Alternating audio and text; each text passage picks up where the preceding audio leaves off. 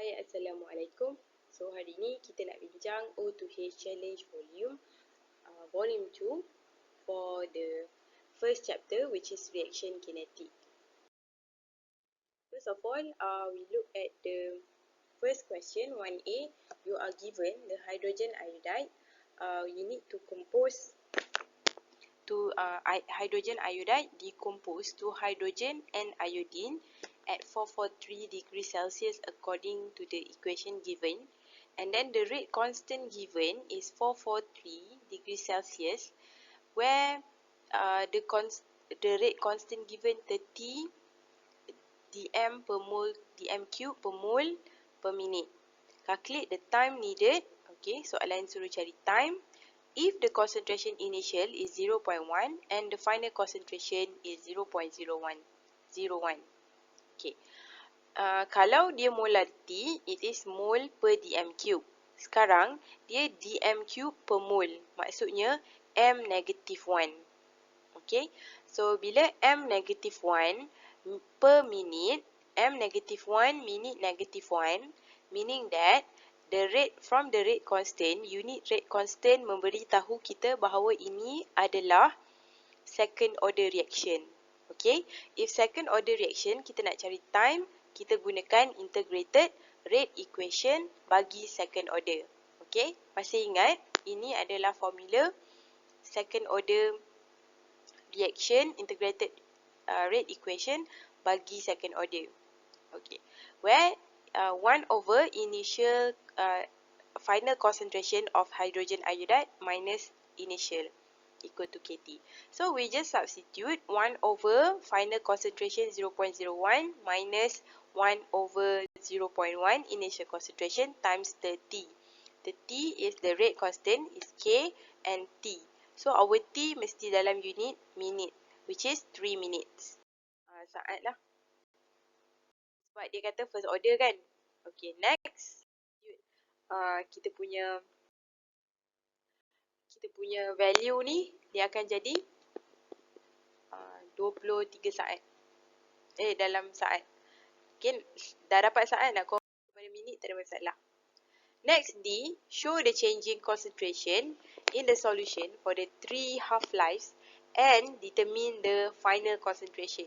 Okay, maksudnya kita nak cari concentration selepas 3 half-life. Because this is first order, initial concentration is 0.1.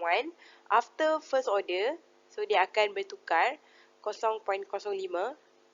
Okay, selepas satu masa lagi, half-life yang kedua adalah 0.025.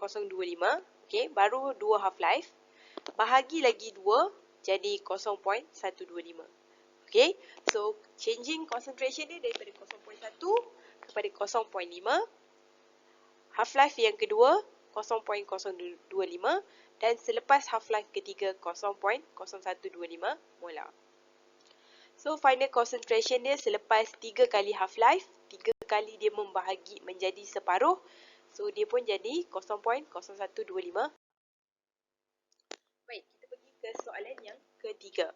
Soalan ketiga adalah consider the following. Data were obtained from 3 experiment. Okay, we have 3 experiment. So ini adalah experimental method untuk menentukan order of reaction. Okay, so first of all we need to write down the rate law. Okay, ingat lagi tak cara menulis rate law? Rate equal to K concentration of each reactant. So reactant dia adalah NO dan oxygen and respect to and power to their respect order. Okay, let's assume that X is the order for the NO and Y is the order for oxygen. Now we choose 2 experiment that 2 of the concentration of the reactant would be the same. So here we have experiment 1 and 2 where the concentration of oxygen are the same. So later we are going to cancel it. And experiment 1 and 3 where NO, concentration of NO and for experiment 1 and 3 are the same. Okay, so divide 2 experiment It's up to you whether we want to substitute experiment 2 divide experiment 1 or vice versa is still accepted. Okay, so in this case, we take experiment 2 divide by experiment 1 because the concentration of oxygen are the same. For both experiment, we cancel. Okay, so we cancel the concentration of oxygen, cancel, and then substitute rate for experiment 2 over rate experiment 1. K cancel, and then 0.02 power of x divided by 0.01 power of x. So we will get 2x equal to this one equal to 4. So 2 power of berapa dapat 4. So 2 power of 2. Therefore x is 2, x is second order respect to NO. Kita ulang proses yang sama antara eksperimen 3 dan 1, di mana kita akan cancel concentration NO. So kita dapat order bagi oksigen. So Y is order for oxygen, which is 1, which is first order respect to oxygen. Next, we need to write the rate law since we know the order of NO and oxygen. So rate equal to K NO power of 2 and first order respect to oxygen. Okay, while C calculate the rate constant. Rate constant kita from experiment 1. Okay, pilih mana-mana data. Okay, kita dah dapat kita punya rate law dekat sini. And then kita pilih mana-mana satu eksperimen 1, 2 ataupun 3, kita substitute sahaja data-data daripada salah satu eksperimen. Contohnya kita nak ambil data eksperimen 1 and then kita substitute masuk value data eksperimen 1, concentration dan initial rate ke dalam rate law and kita dapati value K dia adalah 25 molar negatif 2 per second. Okay, sekiranya kita substitute rate law ni dengan maklumat eksperimen 2 ataupun 3, kita akan tetap mendapat value K yang sama. Ya, 2NO oksigen. So kita boleh dapati yang kadar pengurangan NO dan oksigen ni berkurang tapi pada kadar yang berbeza lah. Okay, so berapa banyak kadar pengurangan setiap reaktan tu kita boleh hubungkan dan kita boleh cari menggunakan differential rate equation. Okey, dan kita nak tengok jika NO berkurang pada kadar 1.0 eksponen negatif 4 molar per second, berapakah kadar pertambahan penghasilan NO2? Okey, so NO semakin berkurang and then NO2 bertambah pada rate berapa. So daripada differential rate equation kita boleh hubungkan NO dengan NO2 yang akan terhasil. Okey, kita hubungkan di sini. So yang kita nak cari adalah kadar pertambahan di NO2. So you hilangkan 2 ni bawa pergi sebelah. Ini yang kita nak cari, rate of formation NO2. So it is 1.0 eksponen negatif 4 molar per second. Okay. So kita revise sedikit. Kita nak tengok apakah faktor yang akan meningkatkan kadar tindak balas. Yang pertama adalah increase of the concentration of reactant ataupun increase the pressure. Okay, bila increase pressure, volume makin kecil, so molarity dia bertambah. Okay, ataupun kita tambahkan concentration. Semakin banyak reactant, semakin tinggi kadar tindak balas.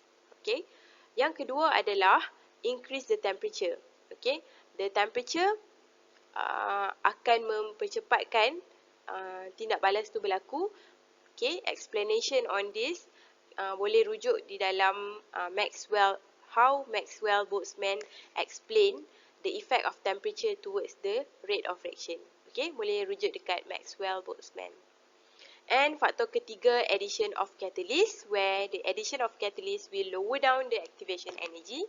Therefore, more molecule can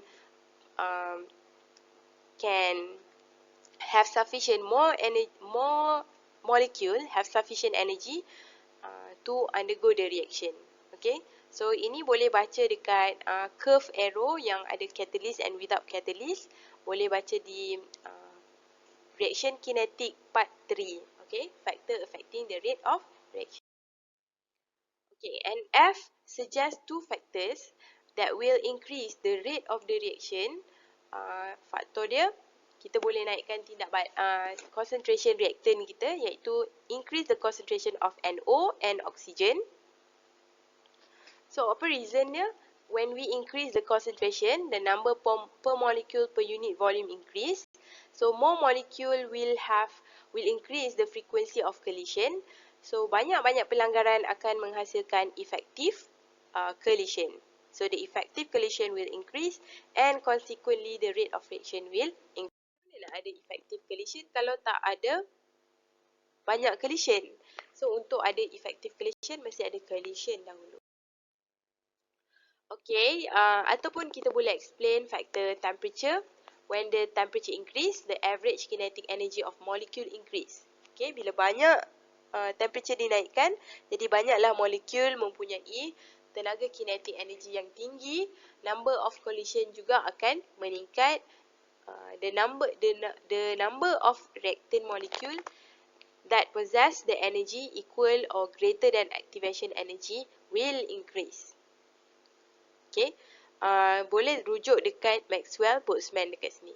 Okay, sebab banyak tenaga dibekalkan, so banyaklah molekul mempunyai tenaga yang cukup ataupun melebihi activation energy.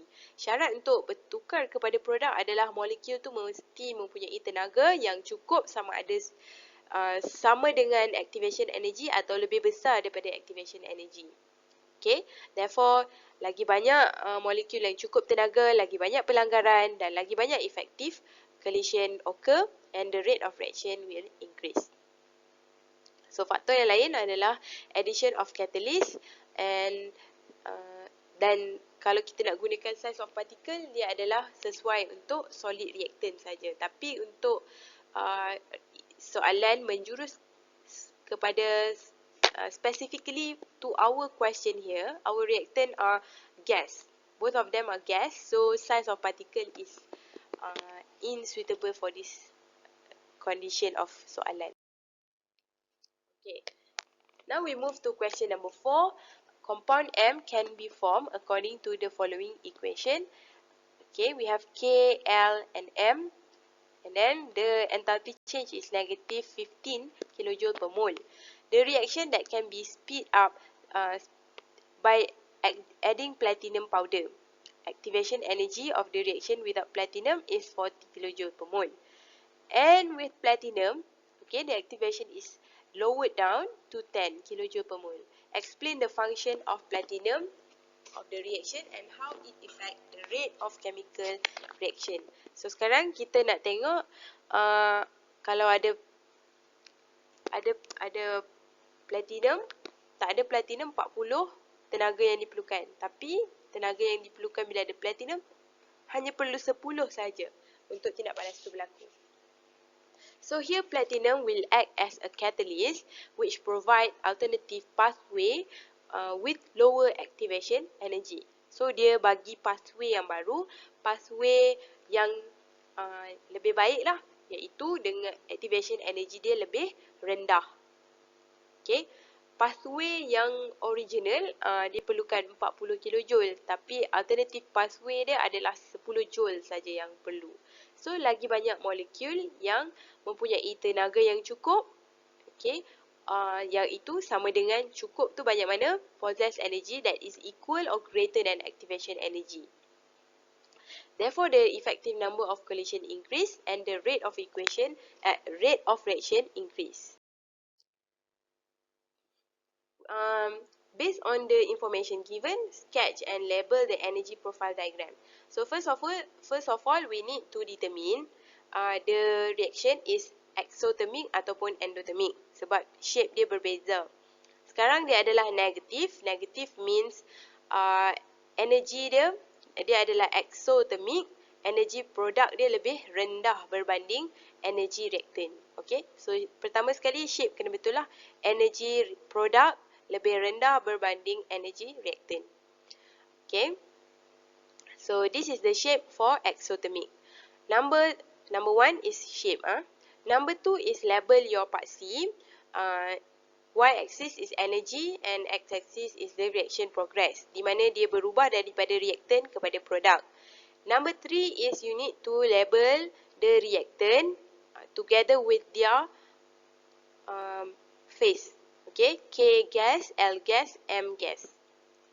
After that, we try to have two curves. The first curve is without platinum is 40 kilojoule per mole, and with platinum, okay, the lowered curve, which is only 10 kilojoule per mole. Okay, in terms of enthalpy change adalah bermula daripada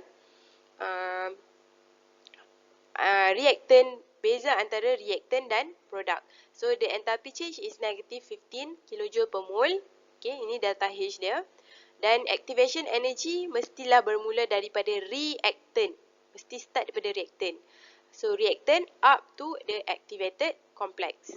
So ini activated complex kalau tak ada platinum. Kalau ada platinum, activated complex dia lebih rendah. Okay. So labelkan kedua-dua curve ini, with and without platinum. Next is to explain how collision can result in a reaction according to the collision theory. So according to collision theory, okay, so apa yang collision theory bagi tahu? The colliding molecule must possess energy which is equal or greater than activation energy. The keyword is energy. Molekul yang berlanggar tu mesti cukup tenaga. Berapa banyak tenaga yang cukup? Sama dengan activation energy atau lebih besar daripada activation energy. Okay, keyword number 1, energy. Keyword number 2 adalah molekul mesti berlanggar in the correct orientation. Okay, so untuk menghasilkan effective collision, mesti molekul yang berlanggar mempunyai tenaga yang cukup dan correct orientation. Question number 5. An experiment was carried out 300 degrees Celsius to determine the rate constant for the above reaction. It is exothermic. When 0.1 molar C4H6 was used, the initial reaction rate was 5.83, 10 exponent negative 5 molar per second. Write the rate law.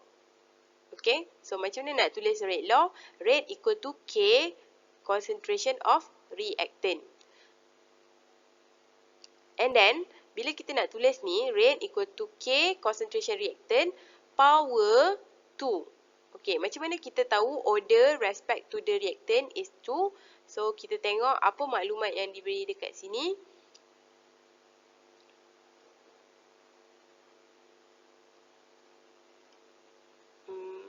Dia bagi apa? Experiment carry out the above reaction. How do we know it is second order? Oh, dia bagi dekat soalan ni, dekat atas ni dia kata, itulah tak baca tadi awal-awal kan. In the gaseous phase is a second order reaction. Okay, so second order, kita tulis rate law, rate equal to K concentration of reactant power of the order. Order 2 given. Number 2 is to determine the rate constant for the reaction at 300 degrees Celsius. So rate equal to K, and then K dia adalah kita substitute the value of rate and the value of concentration respect to the order. So K is 5.83 exponent negative 3. Because it is second order, it is per molar per second. Next, by using the same concentration, calculate the new rate constant if the initial reaction rate is 1.7. So, kita nak cari new rate. Apply dalam rate law lagi. Okay. K dia, K yang sama. Concentration. Okay, initial rate dia adalah 1.7. Ubah. Concentration yang sama. Okay. Substitute concentration. And then, rate given, and then K constant yang kita nak cari. So substitute the concentration 0.1, concentration yang sama, power of 2 sebab dia second order. So, the K will be 0.17. Okay. And then determine the activation energy using Arrhenius equation. So, kita tulis Arrhenius equation. Arrhenius equation menghubungkan perbezaan antara K ni berubah apabila T berubah. Okay. Bila K1, it is T1. K2 is T2.